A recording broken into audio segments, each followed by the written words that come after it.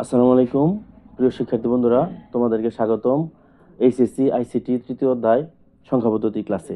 প্রিয় শিক্ষার্থী বন্ধুরা, আজকে হাজির হয়েছি পার্ট 10 নিয়ে। আজকে আমরা আলোচনা করব পরিপূরক পদ্ধতি, অর্থাৎ কিভাবে যোগ এবং বিয়োগের মাধ্যমে পরিপূরক পদ্ধতি করে বাইনারি সংখ্যার যোগ অথবা বিয়োগ নির্ণয় করা যায়। সুপ্রিয় শিক্ষার্থী বন্ধুরা, আমরা দুটা সংখ্যার পরিপূরক নির্ণয় করব। একটা হচ্ছে 22 দশমিক, আরেকটা হচ্ছে 13 দশমিক সংখ্যা। সুপ্রিয় শিক্ষার্থী বন্ধুরা, আমরা পরিপূরক নির্ণয় করার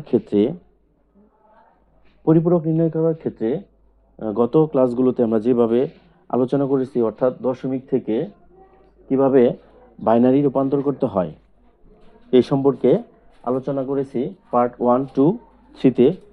না দেখে থাকলে অবশ্যই তোমরা দেখে আসবে। সুপ্রিয় শিক্ষার্থী বন্ধুরা, বলে রাখি যে দশমিক সংখ্যা থেকে যখন আমরা পরিপূরক পদ্ধতিতে মান বের করব, অর্থাৎ বাইনারি পদ্ধতিতে প্রকাশ করব, তখন আমাদের অবশ্যই লক্ষ্য রাখতে হবে যে ছোট সংখ্যাটিকে পরিপূরক পদ্ধতি ব্যবহার করে মাইনাসের মান বের করতে হবে। সুপ্রিয় শিক্ষার্থীরা, এখানে 22 প্লাস এবং 13 প্লাস, অর্থাৎ 22 সংখ্যাটি প্লাসের, 13 সংখ্যাটি প্লাসের। এই দুইটা সংখ্যার মধ্যে সবচেয়ে ছোট সংখ্যা হচ্ছে 13। আমরা সবসময়ই ছোট সংখ্যার পরিপূরক মান বের করব। সুপ্রিয় শিক্ষার্থী বন্ধুরা, আমরা এই 10.22 সংখ্যার বাইনারি নির্ণয় করি।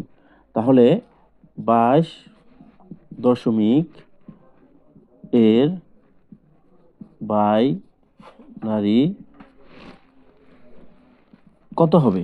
সুপ্রিয় শিক্ষার্থী বন্ধুরা, আমরা দশমিক সংখ্যা থেকে কিভাবে বাইনারি নির্ণয় করতে হয় এ সম্পর্কে আলোচনা করেছি পার্ট 1-এ। সুপ্রিয় শিক্ষার্থী বন্ধুরা, আমি যদি 22 এর বাইনারি করি তাহলে অবশ্যই 2 দিয়ে ভাগ করতে হবে। সুপ্রিয় শিক্ষার্থী বন্ধুরা, দশমিক সংখ্যাকে যদি আমরা বাইনারি সংখ্যা অথবা অক্টাল অথবা হেক্সাডেসিমাল সংখ্যায় রূপান্তর করি, তাহলে আমাদের বাইনারি, অক্টাল, হেক্সাডেসিমাল বিট দিয়ে, অর্থাৎ বেস দিয়ে ভাগ করতে হবে। তাহলে যেহেতু আমরা দশমিক সংখ্যা থেকে আমরা বাইনারিতে রূপান্তর করতেছি, অবশ্যই আমরা 2 দ্বারা ভাগ করব। যদি ভাগ করি তাহলে আমাদের এখানে যাবে 2 দ্বারা 22কে ভাগ করলে হবে 11, হাতে কিছুই নাই, অর্থাৎ বাক্সের শূন্য। আবার 2 দিয়ে যদি ভাগ করি 11কে, তাহলে হবে 5, অর্থাৎ 5 দুগুণে 10, হাতের 1। আবার যদি 2 দিয়ে আমরা 5কে ভাগ করি তাহলে হবে 2, 1। আবার যদি আমরা 2 দ্বারা ভাগ করি তাহলে হবে 1, হাতে অর্থাৎ বাক্সের 0। আবার যদি আমরা 2 দিয়ে 1কে ভাগ করি তাহলে বাক্সেস হবে ভাগফল 0, বাক্সেস 1। অর্থাৎ সুপ্রিয় শিক্ষার্থী বন্ধুরা, আমরা 22-এর বাইনারি নির্ণয় করছি। এখন ফলাফল লেখার সময় আমরা বলেছিলাম যে উপর থেকে, অর্থাৎ নিচ থেকে উপরের দিকে লিখতে হবে, অর্থাৎ আমরা সিঁড়ি দিয়ে ছাদে উঠবো, এটা বলছিলাম প্রথম পর্বে। সুপ্রিয় শিক্ষার্থী বন্ধুরা, আমরা যদি সংখ্যাগুলো সাজিয়ে লিখি নিচ থেকে উপরের দিকে, তাহলে 1 0 1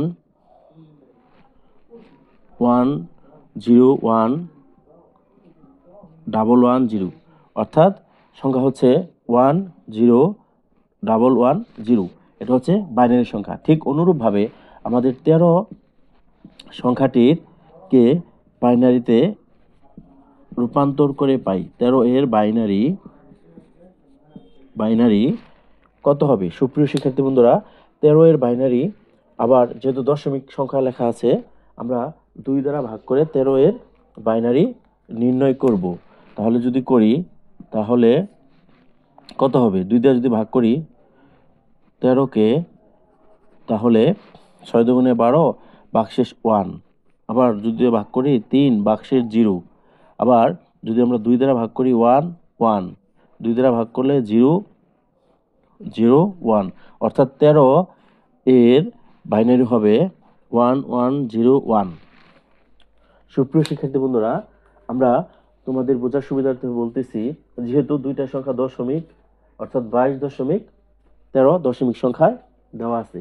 সুপ্রিয় শিক্ষার্থী বন্ধুরা, আমরা ছোট সংখ্যার বাইনারির দুইটার মান বের করছি, 22 এবং 13 সংখ্যাটির বাইনারি সংখ্যা বের করছি। এখানে আমাদের ছোট সংখ্যার 2 এর পরিপূরক বের করতে হবে, অর্থাৎ 2 হচ্ছে প্লাস 13 হচ্ছে প্লাসের, এই 13 সংখ্যাকে আমাদের মাইনাসের মান বের করতে হবে। সুপ্রিয় শিক্ষার্থীরা, আমরা বলে রাখি পরিপূরক পদ্ধতি গঠন করতে গেলে আমাদের 8 বিট রেজিস্টার অথবা আমাদের 8 বিট রেজিস্টার অথবা 16 বিট রেজিস্টারে রূপান্তর করতে হবে। সুপ্রিয় শিক্ষার্থী বন্ধুরা, আমরা কখন 8 বিট রেজিস্টার করব, কখন 16 বিট রেজিস্টারে রূপান্তর করব? সুপ্রিয় শিক্ষার্থী বন্ধুরা, যখন 7 বিট অর্থাৎ 8 বিটের 8টা সংখ্যার কম থাকবে তখন আমরা সেটাকে 8 বিটে রূপান্তর করব, অর্থাৎ 8টা ডিজিট লিখব। আর যখন 8 এর বেশি অর্থাৎ 9টা থাকবে তখন আমরা 16টা ডিজিটে রূপান্তর করব বা 16 বিটে রূপান্তর করব।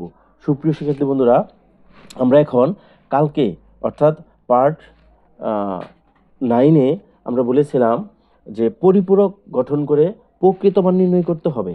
এখন ছোট সংখ্যার প্রকৃত মান নির্ণয় করতে হবে। আমরা 13 অর্থাৎ 13 এর বাইনারি অর্থাৎ এই 1101 13 যে বাইনারি মানটা পেয়েছি এটা আমরা প্রকৃত মান নির্ণয় করব। তাহলে আমরা যদি লিখি 13 এর প্রকৃত মান, আমরা প্রকৃত মানটা লিখবো, যেহেতু এখানে আমরা বলছি যে 8 বিটের কম থাকলে আমাদেরকে 8 বিটে রূপান্তর করে নিতে হবে। 8 বিটে যদি রূপান্তর করি তাহলে এখানে কয়টা বাইনারি ডিজিট আছে? 4টা। তাহলে আমার 8 বিট রূপান্তর করতে হলে আরও 4টা জিরো দিতে হবে।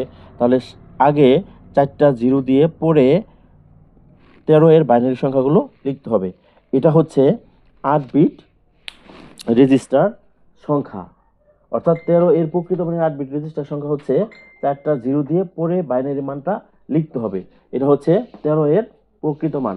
এখন 13 এর প্রকৃত মান কি? আমরা যদি 1 এর পরিপূরক করি তাহলে 1 এর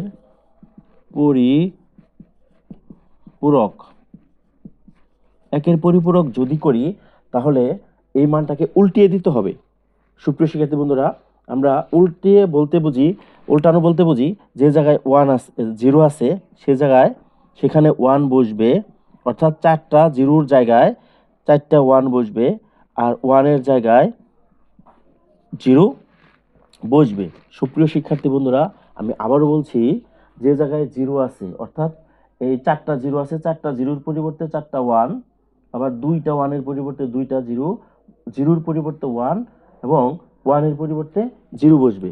এটা হচ্ছে 1 এর পরিপূরক, অর্থাৎ 13 এর বাইনারির প্রকৃত মানের 1 এর পরিপূরক হচ্ছে উল্টা। যে জায়গায় 0 থাকবে সে জায়গায় 1 বসবে, যে জায়গায় 1 থাকবে সে জায়গায় 0 হবে। সুপ্রিয় শিক্ষার্থী বন্ধুরা, এখন আমাদের 2 এর পরিপূরক নির্ণয় করতে হবে। যদি আমরা 2 এর পরিপূরক নির্ণয় করি তাহলে 1 এর পরিপূরকের সাথে যদি আমরা 1 যোগ করি তাহলে সেটা হবে 2 এর পরিপূরক। 2 এর পরিপূরক। সুপ্রিয় শিক্ষার্থী বন্ধুরা, আমরা 1 এর পরিপূরকের সাথে অর্থাৎ এই 1 এর পরিপূরকের মানের সাথে আমরা 1 যোগ করব। সুপ্রিয় শিক্ষার্থী বন্ধুরা, আমরা বাইনারির যোগ এবং বিয়োগ ক্লাসে দেখিয়েছি কিভাবে আমাদের যোগ এবং বিয়োগ করতে হয়। সুপ্রিয় শিক্ষার্থী বন্ধুরা, আমরা শূন্যর সাথে যদি 1 যোগ করি তাহলে হবে 1। এখানে আর কোনো কিছু যোগ করা যায় না, অর্থাৎ 0 আর 1 যোগ করলে 1। বাকি যে ডিজিটগুলো আছে এগুলো আমরা হুবহু যেভাবে আছে নিচে লিখে দিব। সুপ্রিয় শিক্ষার্থী বন্ধুরা, তাহলে এই ডিজিটের মানটা হচ্ছে -13, অর্থাৎ -13 দশমিকের মান আমরা পেয়েছি এটা। সুপ্রিয় শিক্ষার্থী বন্ধুরা, আমি পরিপূরক ক্লাসে অর্থাৎ সেট গঠন পদ্ধতির পরিপূরক ক্লাসে আমরা বলেছি যে কিভাবে, অর্থাৎ যদি কোনো সংখ্যা শুরুতে 0 থাকে তাহলে সেটা হচ্ছে প্লাস, অর্থাৎ ধনাত্মক সংখ্যা, আর কোনো সংখ্যার আগে যদি 1 থাকে তাহলে সেটা হচ্ছে মাইনাস, অর্থাৎ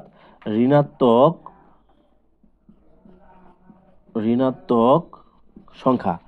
সুপ্রিয় শিক্ষার্থী বন্ধুরা, আমরা দেখতে পাচ্ছি যে 1 এর পরিপূরকের সাথে 1 যোগ করলে আমাদের যে মানটা হচ্ছে অর্থাৎ 2 এর পরিপূরক সেটা অবশ্যই প্রথম যে ডিজিটটা আছে সেটা হচ্ছে 1 হচ্ছে ওয়ান যদি থাকে তাহলে সেটা হবে ঋণাত্মক সংখ্যা, অর্থাৎ 13 প্লাসের ছিল 2 এর পরিপূরক করার কারণে সেটা হয়ে গেছে মাইনাস।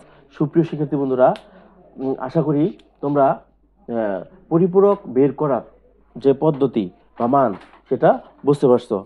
সুপ্রিয় শিক্ষার্থী বন্ধুরা, আজ এ পর্যন্তই। তোমাদের সুস্বাস্থ্য এবং দীর্ঘায়ু কামনা করে শেষ করছি। আসসালামু আলাইকুম।